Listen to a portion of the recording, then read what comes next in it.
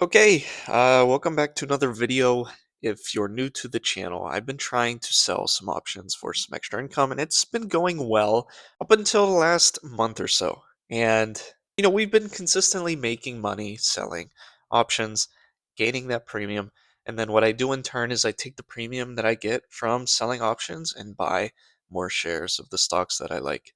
And so today I want to talk about what I'm doing with some deep in the money put options that I've sold previously that are now very deep in the money, and what you can do to avoid assignment, or I guess avoid, or I guess increase the probability of you avoiding assignment, at least for the time being. If you like this kind of content, please consider subscribing.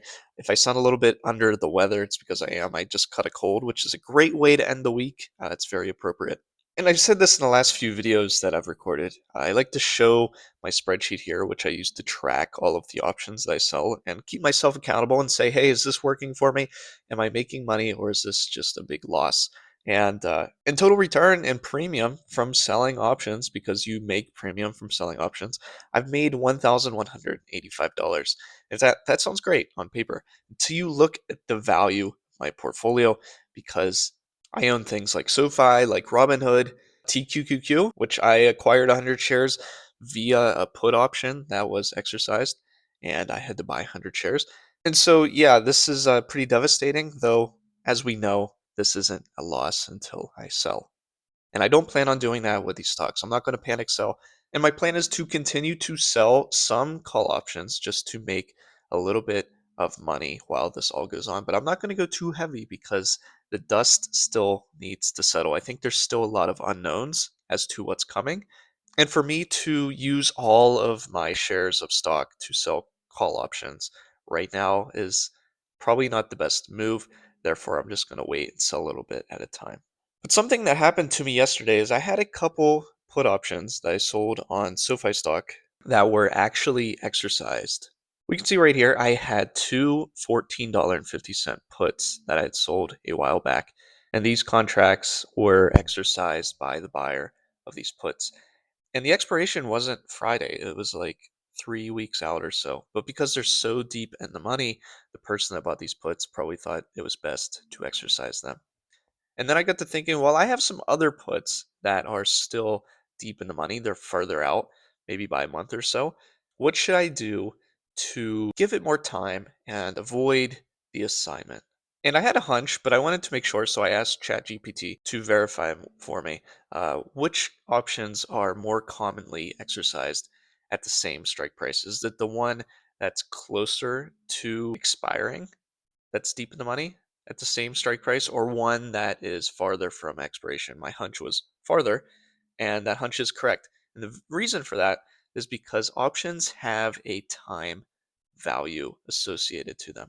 And that's why typically, when you roll options out at the same strike price, they're worth more because they have a time value associated. Then there is also theta decay. So after time progresses, the values of that option decreases, amongst other things that can make them increase and decrease as well.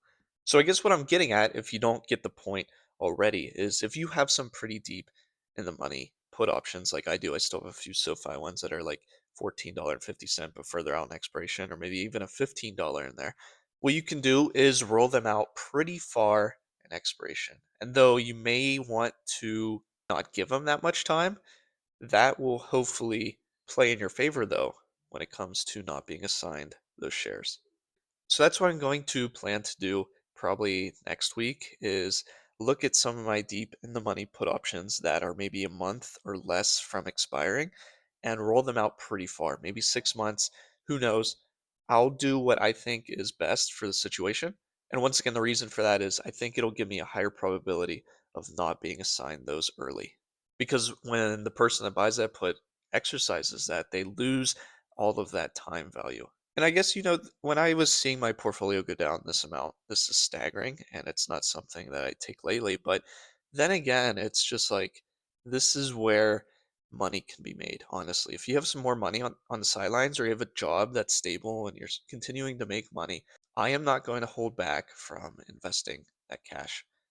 I am going to stockpile just a bit just because it is uncertain, but I am going to throw some more money at the S&P 500 and different index funds, and perhaps maybe a little bit of SoFi here and there. Probably not much because I own too many shares as it stands right now. But amongst all of my feeling of pain, I'm also feeling excited because all of these things are on sale, and maybe some of these stock valuations are not totally justified with the tariffs.